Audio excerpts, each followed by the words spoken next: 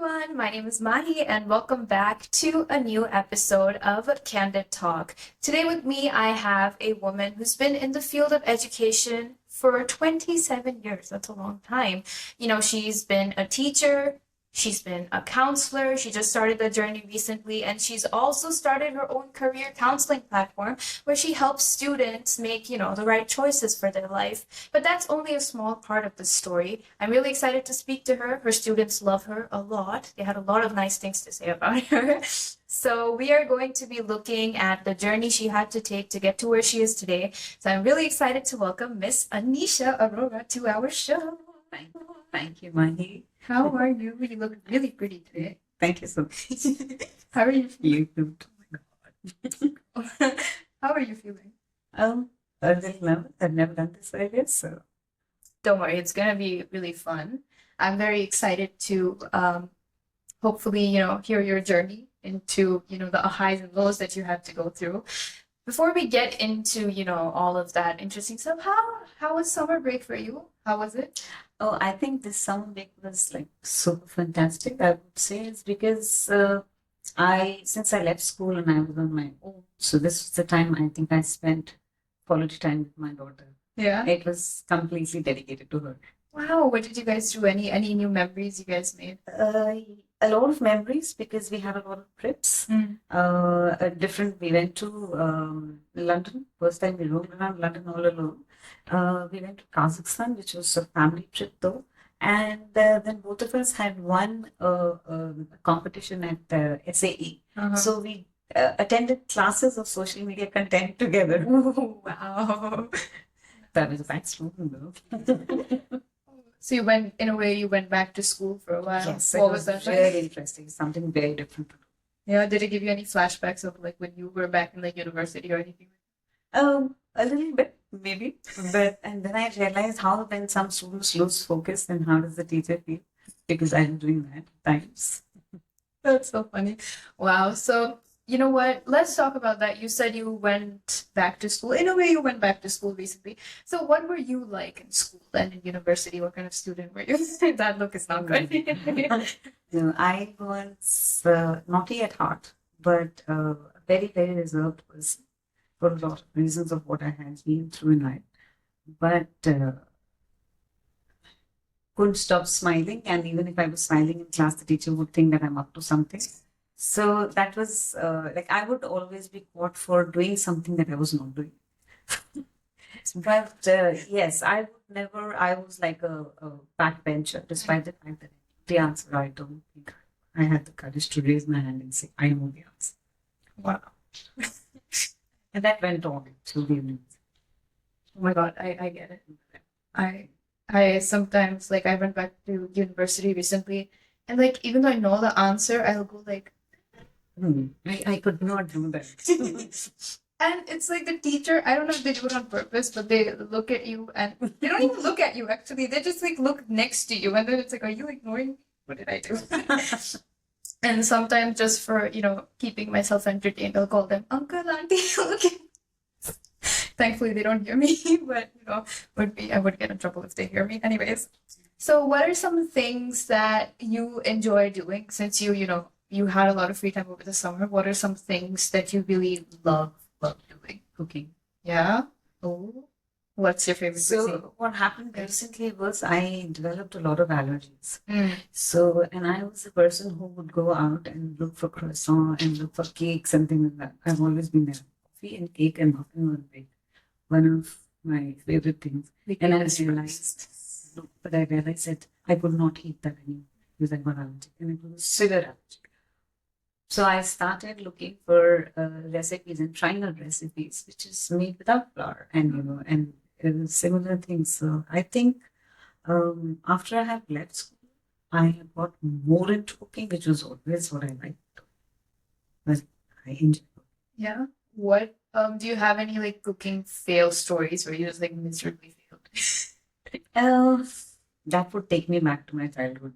Because I started cooking very young. I started cooking at the age of 11 when I was forced into it. So I think the first thing that I made was just a simple, I would say, potato curry And when I served it, everyone was quiet, but the most important ingredient was missing, and that was salt.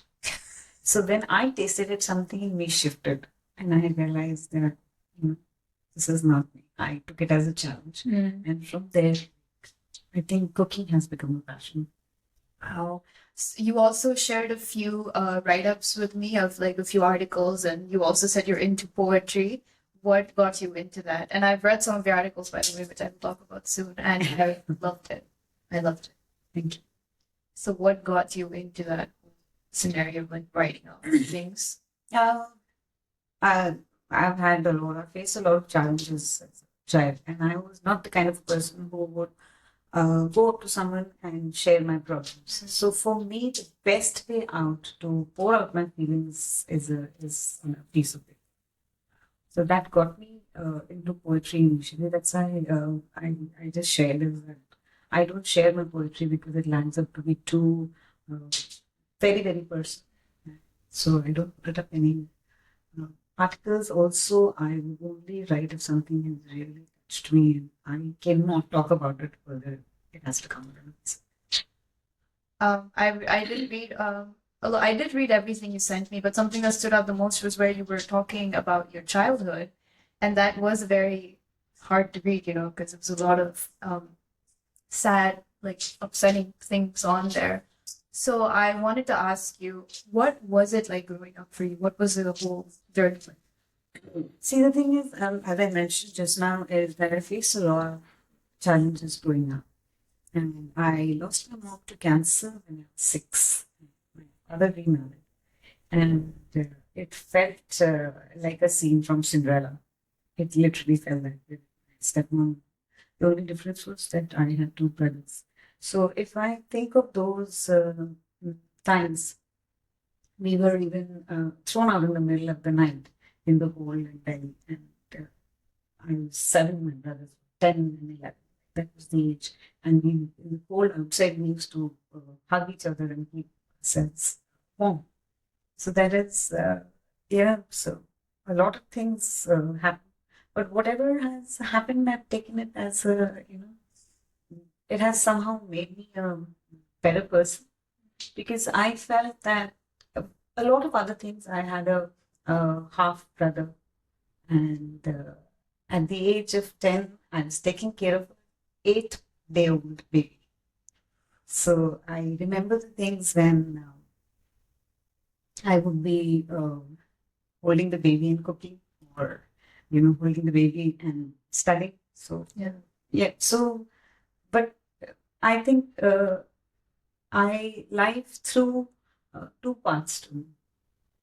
So it was either I mirror the treatment that I was given, or I rise above that and treat people in more kind, better. I chose the latter. It's always a good option. Yeah.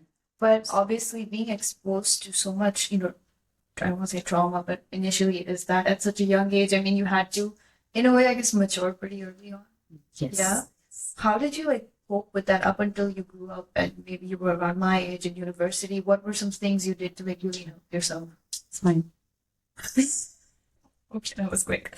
No, I just say, because I think it makes you resilient. It teaches you a lot when you go through these things.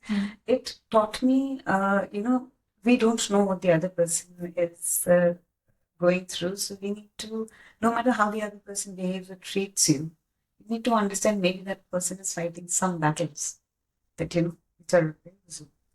And I think it kept me all along. And when you're growing up without a mother, and when you're growing up with all men around you, and especially when you feel that there is no security, people inside and outside, they're waiting to take advantage. It's like that. So you just have to be strong. It's a lot of pressure to learn all of those things on your own eventually. So it's a lot of trial and error and trials and tribulations.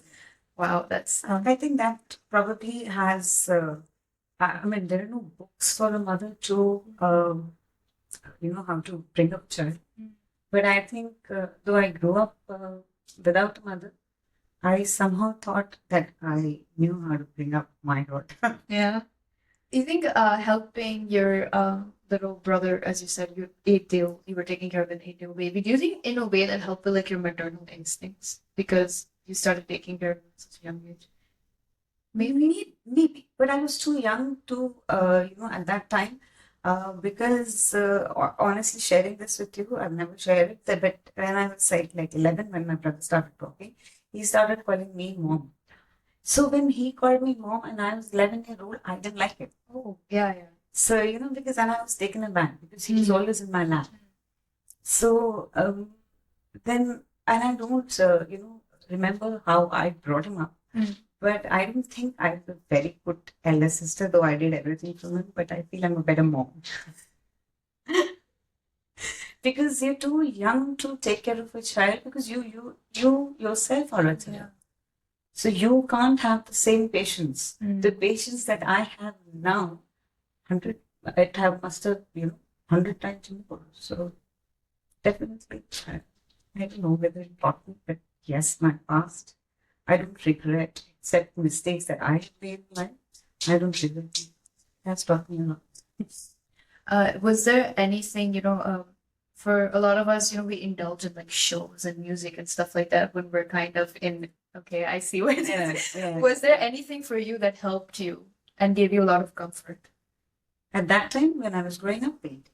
Yeah? Yeah. Because the thing is that I was very fond of singing. And when I was in grade 5, so my teacher called my dad and told him that she's very good with singing, so don't let her give up. Yeah. My dad didn't like the idea because, you're talking about like 40 years back. So, I mean, imagine what singing and dancing meant in the family. So he didn't like it. And he says that I can't allow her. So I had to stop singing completely. But I think I liked painting. I liked, which is not there anymore. I liked needlework. So I used to embroider clothes for my friends, for myself. So I've embroidered an entire sari. I embroidered my friend's whole dress. So I think that made me happy. Wow. Did you ever think of like taking up all of this as maybe something you wanted to do in the future, or was there kind of restrictions that you had to? That's another. This was more like I would say something that I really liked. It was a teacher inside me. So honestly, like because I had the inclination towards doing these things, so everybody in the family felt that I can go into fashion designing. So I did my fashion designing. So because I was so cautious about, what to eat, what not to eat, so everybody thought I can become a dietitian. So I did my dietetics, but I wanted to teach. So when I got married, I think my husband knew what I wanted to do. So he helped me with my BEd and my MA after I got married.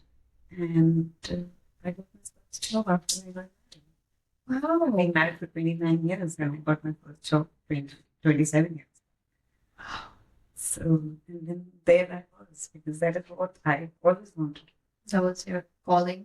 You just shared with me you've had a lot of jobs. You've changed jobs multiple times and to like sort of help yourself. Can you tell me some of the jobs that you've done? The thing is, the jobs before I started teaching, before 27. So, again, that challenge, and I said that got me with it. So, we had to support ourselves. My brothers were supporting themselves. Who was there to take care? I had to give tuitions.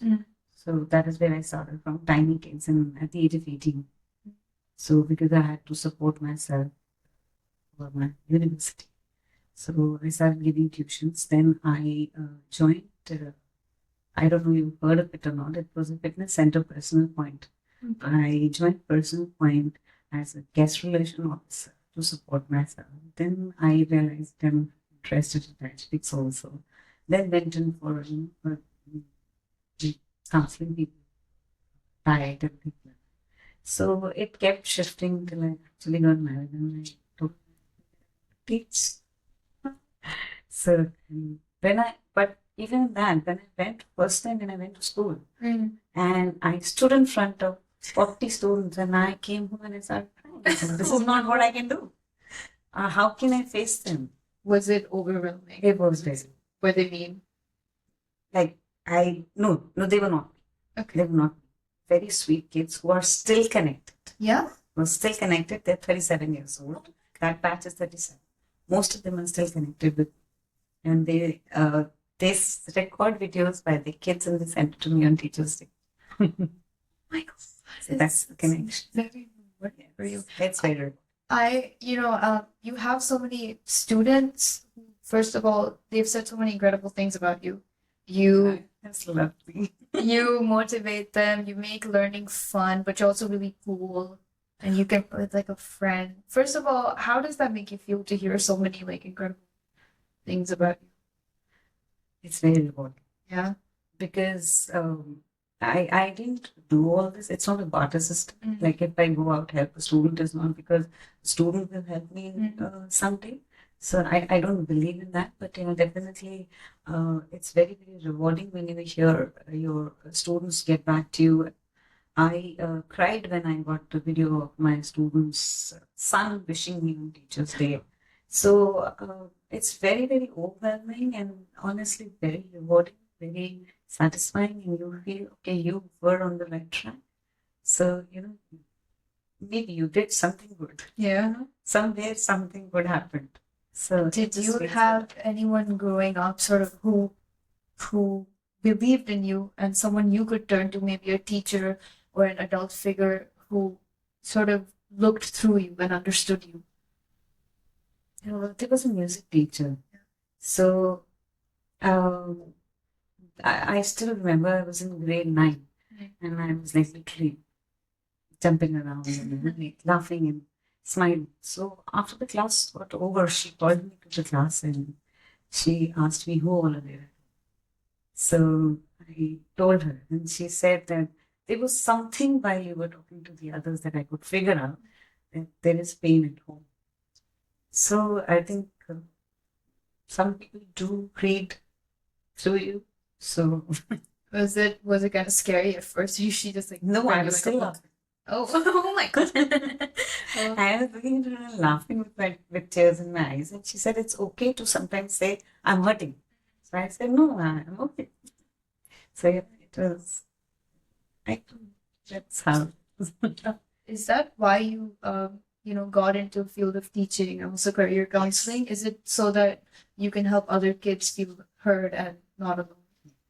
That's a very good point that you brought up. I would have definitely spoken about it. But I think I got into teaching is because I realized is that a child, while growing up, needs a lot of security and needs to understand that I am important and I don't need to be compared with anyone else because every child is unique. Every child is unique. So even if the child is disturbing in class or some seems to be mischievous, there is something behind. He's trying to get your attention. So we need to understand that. So that way, I think because of that, I would create such a great bond with my students. Yeah. So to the extent when I left school and I put it on LinkedIn, I got calls from across the globe and messages and calls, and they were asking me, "Ma'am, I'm doing this. So in case you need any help, just reach out." So I think I was being with, but now I get to handle more people actually. I want to ask you. Let me ask you this. What was like your best and worst subject in school? Best was English. Yeah. Yes, I think I had a passion, and when I was teaching, I wanted to see the same passion in my students. Yeah. So that is how I used to make my subject, to love my subject. Oh, did you ever fail a subject? Fail a subject? Yeah. Math? And no. Then? Political science. Oh. Because I did not know the right way to study it. And that was in my pre-board in 12. And when I failed political science, I was shocked myself. My teacher was shocked because I wasn't there in class. So her remark was, "It's just a matter of adolescence." And I looked at her and heard, "No, it's not that." And I worked so hard in that 1.5 months, I taught political science. What? Wow, that's dedication. I think I take it as, anything or everything. If you say, can you do this? Yeah. I can't say no, I can. I take it as a challenge. You studied English in university, right? Yes, I did love my it. English honors. Yeah, and I hear that you were obviously an English teacher, so you taught a lot of literature and stuff like that. I love literature. Who are some of your favorite authors and poets and writers? I've always been, I feel maybe outdated or something, but I still like Shakespeare. Oh. And I used to love teaching Julius Caesar, which was later on removed from grade 10 textbook. But I think what I've enjoyed most is teaching Julius Caesar in class. It was like, like living. Yeah. Was there any story that you ever felt like so connected to? Maybe you read it growing up or you taught it in school where you're just like, I will make sure I share it with everyone. Well, there was, a few poetry that I felt was very connected. Mm-hmm. One is when I was teaching my mother at 66 in grade 12. And I used to always think, how the daughters feel when they're leaving their mother. I don't know whether I'll see her again. So I could connect it to my daughter, and I thought that when she grows up, how would she feel to see me age? Because she's always seen me so full of energy, so fidgety. But I will grow frail, and how would she feel? So that poetry, if you read, my mother at 66, while teaching, I always used to think about it, how she's going to feel when I'm that age, or when I become frail and I'm not able to move around that. It's not a good feeling. I can Yeah, but it's not. Sometimes we think about it. And there was It's another not poems I used to teach, which was like, I cannot remember. So that poetry was in grade 9 at the time. And initially, when I started teaching that, every time I would try to teach that, my throat used to choke. So because it says that, I remember the fragrance of her perfume, I remember things, but I cannot remember my mother. So I could relate to it because I was too young when I lost her. So I do have certain memories, like the hospital that she passed away in, and we were allowed to visit that hospital.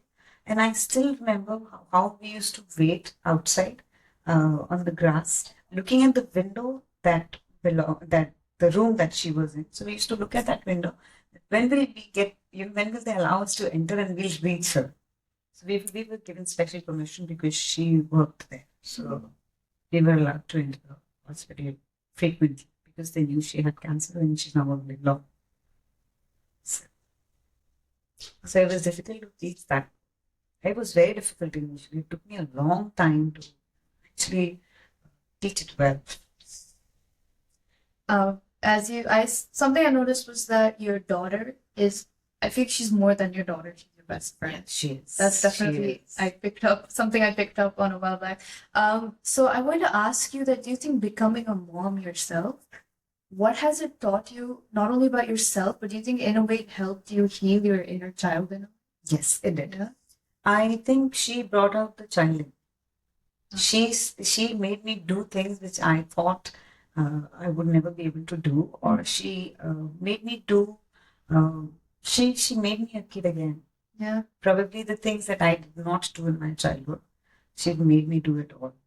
She made me dance publicly, and I was very fond of dancing, but as singing, I was not allowed to dance.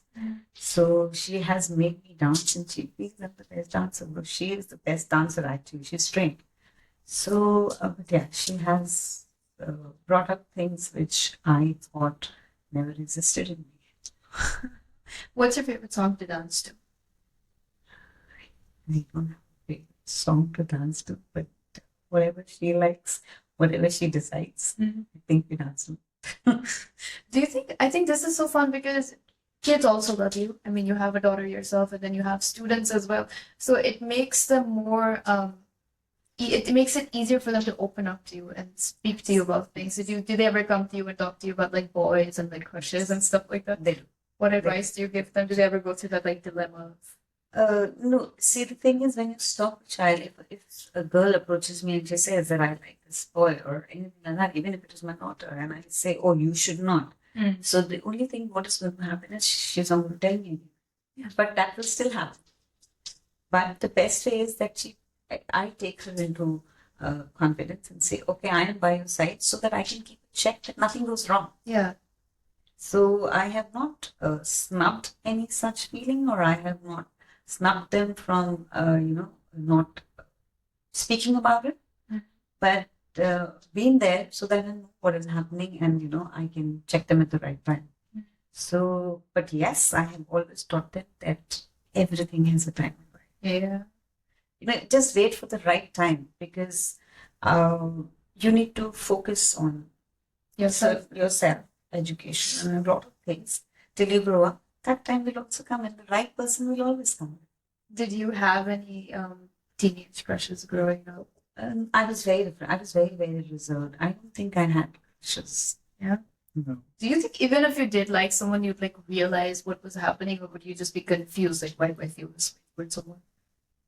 Oh, I think if I have liked people, is only I have liked them is because of how they had treated me, or how good they have been. I don't think, or later on, if I have liked people, is because they have approached and asked for help and how they talk to you. I think only that matters, like how they approach you.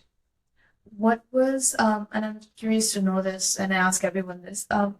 Obviously, when you're surrounded by so much chaos, something that helps you get through it is having a good set of friends. Did you have positive friendships growing up, or was it something you had Not to yet.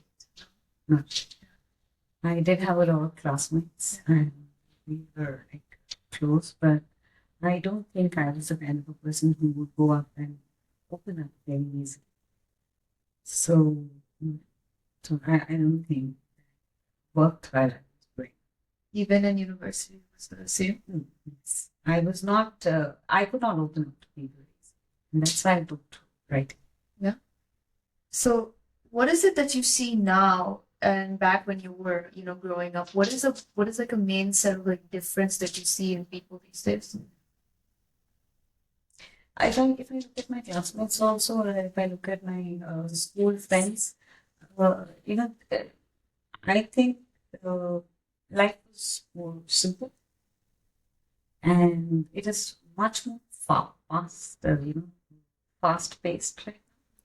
So everybody is busy in their own life, and there are a lot of differences if you have to pick, but it's a law of nature. Things have to change, and we have to change ourselves and get adjusted. It's not always fun, is it? Maybe not, but then you have to look at the positive side of it. So maybe because of the way the students behave now has kept me also young. Because when we gel together and we talk to each other and how we are together, I think everything will have a positive side. Are you for the way the education system is designed with the sole purpose of focus on academics? Are you for it, or are you more into giving into the creativity of others and encouraging that? Yeah. Definitely giving creativity and encouraging, because there are so many students who might not be able to, it's not the way you want them to. Yeah. They might not be able to. Some people are good at practicing, some people are good at mugging up, some people look at a video and they learn, somebody can just listen to your lecture and learn. So, there are very different kind of students, so you can't just make one system and say, okay, you do this. So certain things need to be tailor-made. Was there any particular memory you had where a student came up to you and said that I decided to embrace this creative side of me, and now I'm very happy, instead of just sticking to the whole academic side of things? There's a lot of pressure, peer pressure, parents' pressure, but yes, students have come up and said that more I do like creative sciences. So, and we have tried our best to give them such opportunities, involve them in more and more things which are creative. so that they are able to maintain balance. Long time, I would say around say 18 years back. So the student, he wanted to be a cricketer and he was not performing well in class. So the parents came up to me because I had spoken to the child. So when I met the parents at the parent-teacher meeting, I told them, allow him to play cricket and you will see the difference in his academics. So they said, but then he will not study at all. At least he's scoring something. I said, just give him that chance. Let him do what he wants to. And then you see the difference because he was a bright child. Yeah. They allowed him to play cricket. He went up to play a lot. And he did very well in his academics also. Because his mind was always connected to the fact that I want to play cricket. I'm not good. I want to play cricket. So once you let the child do what they want, then you see the difference because then everything changes. You recently, as I said, you started your own platform as well. You it's a big leap of faith to take, to start your own thing. You were a teacher and you recently started your career counseling journey as well for 6 years. It's called UniHive. UniHive. Yeah. So I want to know what were your thoughts leading up to that moment? What made you want to decide that this time I'm going to focus on what I want to do now? All this while I think my focus has been the same. My aim has been the same. So deliverables are the same. So when I was teaching grade 5, grade 6, it was always a short-term goal and a long-term goal. This is what the child needs to do for the first term. This is what the child actually needs to achieve. Then came grade 10, that they need to do this much till pre-board. And this is what they have to achieve in the board exams. And then 12. Then I went into career counseling. The aim remained the same. The only difference that has come up is that I have more students and unique profiles and different. You can tailor make certain things. And my aim was to support students. I think I'm still doing the same. But moving out of school and doing something on my own was because probably I think my daughter needed me at a certain time, and I realized I'm not doing justice to anybody, so I need more flexibility. So your daughter really is a lot an inspiring force in your life. Yes, she is. She is actually my best friend. I mean, if you see us together, you won't even believe that we're mom and daughter, except for the age that shows. But otherwise, yes, the way we behave, it's like difficult to figure out who the mom is. Is there anything, like you said, she brings out the child in you. Have you guys ever done anything kind of sort of crazy or rebellious that you're like, what am I doing? But she was encouraging, let's go, let's do this. We honestly hopped around in the malls and danced on the street, which I don't think I would have done it if it wasn't for her. So it was, I think she can make me do anything. First of all, I wanted to talk to you about your style. Like I said, you have really good style. You have really good style. I want to ask you, is there any style inspos you have, or what is something about your style that you always incorporate every time into your outfit? You're like, this makes me feel like me. I think actually a sari makes me feel like me. Though I mean, and while being in school, I used to wear a sari every day. So for the past 5 months, I didn't get to wear a sari, but it really makes me feel very confident and very nice, especially with students around. But otherwise, anything that you can carry. Accessories as well.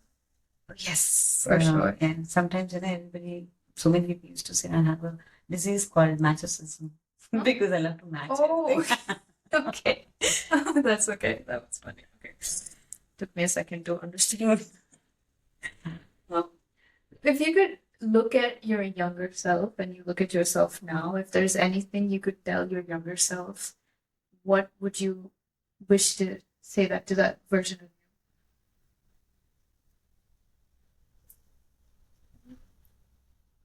I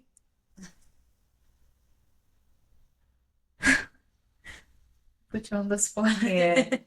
It's okay.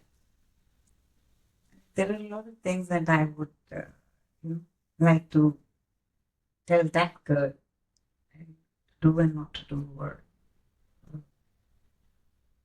how to be careful and to read through people. Yeah. Judge people. Bygones. Okay, I think you keep bringing up the fact that, obviously growing up, we make a lot of mistakes and we learn from them. When you were my age, let's say, was in your teenagers, what are some mistakes that you made as you grew older that you had to learn not to do again? My problem has always been, I think, till date, is that I'm super sensitive. And I think people read that, they understand this.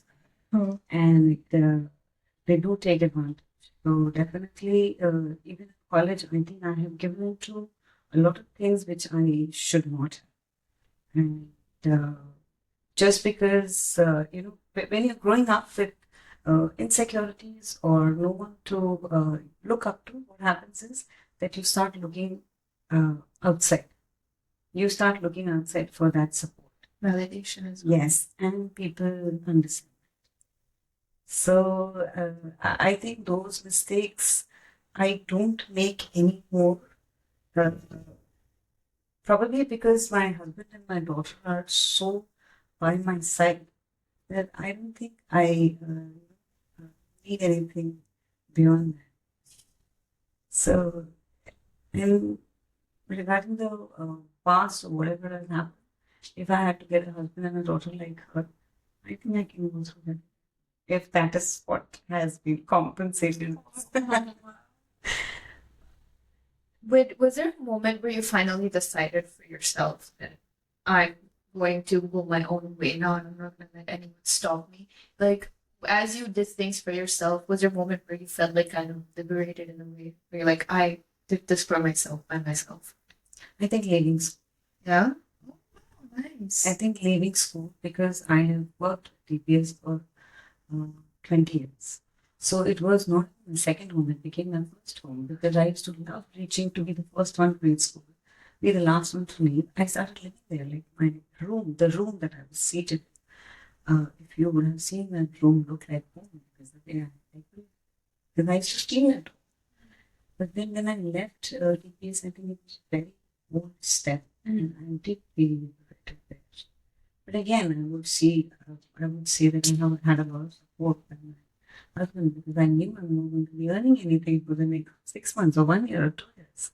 So he says, it's a clear trip, go ahead. So I think that time I did figure, and it was something that I was doing on my own, for myself, no one to look to. So very exciting. Yes, exciting, and I was anxious too, because I didn't know what lay ahead. But teaching, it has its good side and definitely has its bad side. Obviously, I've heard a lot of people come up to me and say, like, not many people are going into the teaching profession now because of the challenges that teachers face. Was there any challenges that you faced throughout your tenure as a teacher? I think it's how you handle it. Because children are not difficult to handle. No matter how the child is. There is no child, I would say, is difficult to handle. You can handle any child. But the change, why maybe people are saying that now, is the change that has been brought in is only came in after COVID. So when things changed and when things went online, that is the time when the actual things have changed.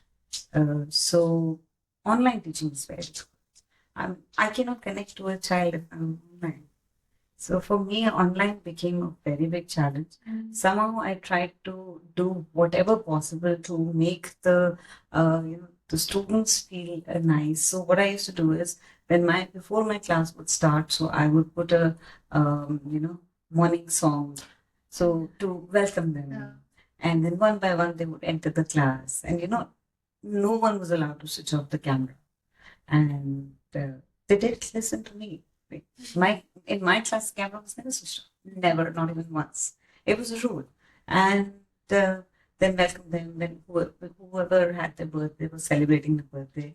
We would celebrate it, and I would play the happy birthday song from YouTube and things like that.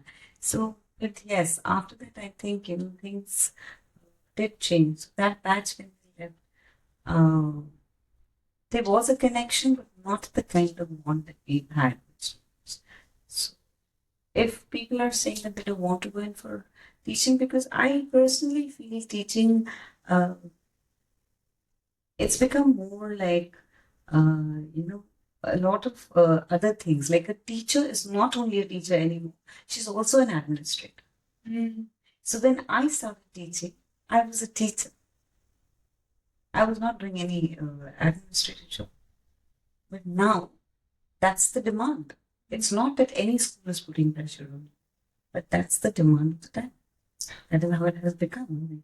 Every teacher will definitely have some administrative job doing inside. So it has changed a lot. Perspective. I want to ask you, I've been thinking a lot about your write-ups that you sent me. It's ranging from a lot of things, from your life to women's safety, women's issues, and to the changes that women go through as they grow older. When you were writing these, was there a sort of, as you went through these, whether you were going through a change or whether you were seeing change around you, was there a moment of sort of frustration that you felt while you were putting your words onto paper? No, I don't relate to that word somehow. So there's no frustration anywhere. But yes, there was pain. So when I wrote about the article regarding because actually it was related to the case that happened with the doctor recently. So it hit me more is because my daughter was studying medicine.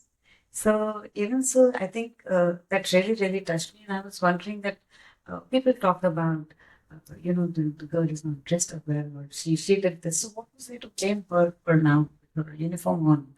Or, what is wrong with the child, the girl who's 6 months old? What was she wearing? Or what was the lady, revealing while she was, full covered clothes? So I think that hit me a lot. And I only write is when I actually feel the pain or relate to the pain. And regarding the women going through whether they're aging or not, but the girls and women, they are very strong because they go through a lot of changes. They still smile. They can keep up with that, and I really admire that in women and in girls. My daughter herself has gone through a lot of hormonal imbalance. I see her in pain. So, though I was also going through it, but I think I could handle my pain. I could not handle what she was going through. That doesn't make me right. And something that I had written about my childhood, and that was the day my daughter went back to the university. So that happens every day she goes back. I react the same way I reacted 2 years back when she went for the first time.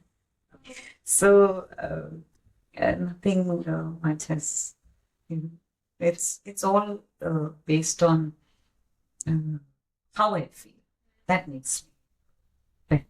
It's not easy departing with your daughter, right? No, She never. I don't think it's ever going to be like I don't think I even try to do that because I don't feel the need, because I always feel life is too short. And what is the harm if I want to spend maximum time with her? There's nothing wrong. I love that. Yeah, I mean, what's wrong? Yeah. I mean, people say, okay, I'm not obsessed with her. If I was obsessed with her, I would not have let her go to Dublin. That makes sense. Yes, I mean, she said she wants to study, fine. But I'll meet you whenever possible. There's always video Yes. call and stuff Yes. like that. That's nice. I like that. That's a healthy friendship, more like, Yes. and I think that matters more than actual friendships and like having a relationship with your mom that way. Yeah. So what's like your ideal like girls' day out with your daughter? What is something that you guys definitely enjoy doing if you go out or you spend the day in? We, honestly, when she's here for 2 months, every alternate day is Girls' Day out. So it's like when I go out with her and we go out in the morning, say we leave by 10, we don't know when to come back and we don't know what we're doing. Actually, sometimes I feel, what did we do today? So it's just, even if we walk into a mall, we will walk into every shop. She tries whatever she wants to, I try whatever I want to. And coffee with her is actually fun. And yes, so she's really fun to me. It's just fangirling over her. That is so Yes. sweet. I love that. Okay, I'm really curious to know what kind of like any movies or music or shows do you like watching to keep yourself entertained? Anything like that? I think watching movie, I'm a very fidgety person, so I Not can't sit for too attention long. I span. don't have that attention span to watch something. I mean, I can spend that much of time in cooking or painting, but watching, I prefer only short films or short movies which are not more than 50 minutes or 20 minutes, and I like it. And I love thrillers. Yeah? Oof. You like the anxiety of all of it? I like solving it before they solve it. Oh, nice. Do you like horror movies as well? I used to, but I used to love horror movies. But the thing is, after my daughter left and my husband has been traveling, so I am alone at times and I don't think I can handle it. So I stopped doing it. I don't watch horror movies at all. Is there anyone that was like really scary for you? No, I mean, at that time when I was watching it, it wasn't. So the movie Lights Out. Oh my God. So I forgot about because of that, I stopped switching off the light when both of them are not there, because I feel if I switch off and I switch on, someone will be standing in front of me. So I don't do that. Yeah, surprising thing was I sat and I watched that movie all by myself with the lights on. Same. I didn't even. No, I didn't watch it with the lights off though. But then I realized that if I'm alone, I cannot switch off the light. So, We have a lot of daylight coming in right now, so you're pretty safe. All right. So last question before we move on to a little game I came up with. okay. Really exciting. I want to know, how do you wish for people to see you? If people had to ask you who Anisha really is, what makes her happy, how do you wish to answer that question? I just want people to remember me even if I'm gone as a person who was helpful and, when people talk about being pretty or being beautiful, there's a difference. Pretty is just the perception through the eyes. Beautiful is down, deep down. So I think I want to be remembered as a beautiful person. So, for whom people would look up to or talk, or if I have made even the slightest difference in their life, I think I would love to be remembered. Always, it's nice to hear, right, when people come up to you and they say you've impacted me this way, but sometimes you don't even realize it. You don't realize. Yeah. You don't realize. If you don't mind, I mean, if you have time, I will again give you an incident here. Yeah, It's when please go ahead. one of my students, I was his class teacher in grade 5, and I grew with every class. So did he, but I was not teaching him after grade 5. So, but he used to come and meet me wherever I was, in every grade till he left school. And 2 days back, now he's like definitely grown up and he's working. He's like around 28, 29 years old now.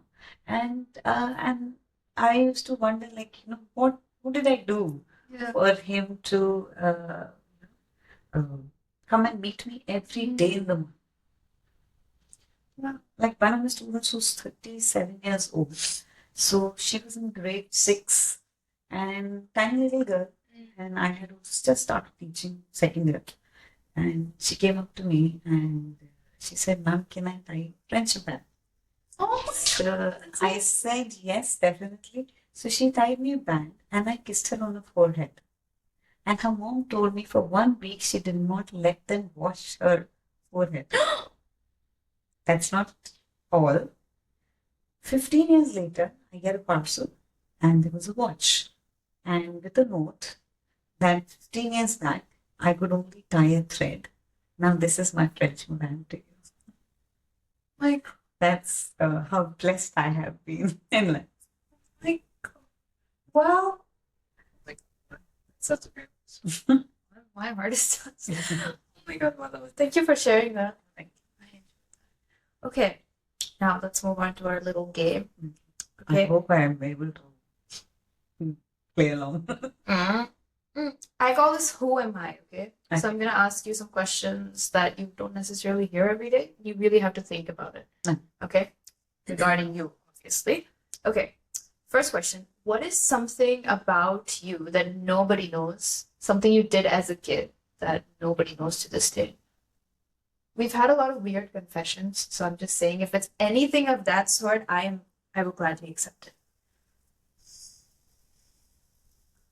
I don't think anything is hidden, like, except the fact that I haven't spoken about what I have gone through, and like there's a lot more that has happened in the past. But otherwise, I think it's pretty.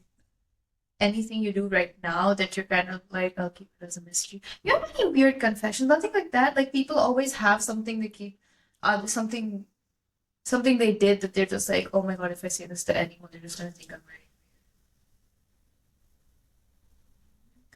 right. Or anything to. Oh my God, Maybe, I don't know whether you find it weird or what. So, my daughter is very beautiful and a pretty girl, but her friends always say, "Oh, your mom is so pretty. Oh, your mom is so pretty." And when she used to tell me that, and then turn around and say, "Oh, I'm not pretty," so I think that there was a time that scared me. That what if she stops liking me? And so I stopped. There was a very short span of time when I didn't want to dress up, is because I thought, what if she feels that everybody is talking about my mom, and then I think I felt a little scared of the fact that what if she doesn't, like me anymore, or she doesn't love me. So, but one day she turned around and she said, "You look pretty, whatever you do, so it doesn't matter." But I told her that, I think that was a fear in me. I don't think there is any weird confession. Saved yourself from that. Okay, what is one show that you can watch forever? Sarah was a Sarah. Oh my God, yes. It's fun. It's so fun. It's I fun. love it. Oh my God. I think I've watched it repeatedly. Yeah, who's your favorite character? Is it let me guess what you're gonna say. Monica. God. Oh, Monisha. Monisha. Oh, yeah. Monisha. So, too simple. She's very simple. She is, yeah. She comes from a small family. She got just thrown into Very, very the simple. bridge. I thought you were gonna say something like roasting. Because he goes like, Mama. Okay. Who was your celebrity crush growing up? No. Really? No I actor? don't know. I know I liked actors. Like I was growing up, I think, not growing up, I think Amir Khan is not very old compared to us. But yes, I have liked Amir Khan because of his acting, because, or probably there were certain values that I could relate to. But otherwise, I've never had a crush on any actor, because it was, as I told you earlier also, I have liked people is not because of how they look. It's because of how they treat others. Okay, what's a bad habit that you have?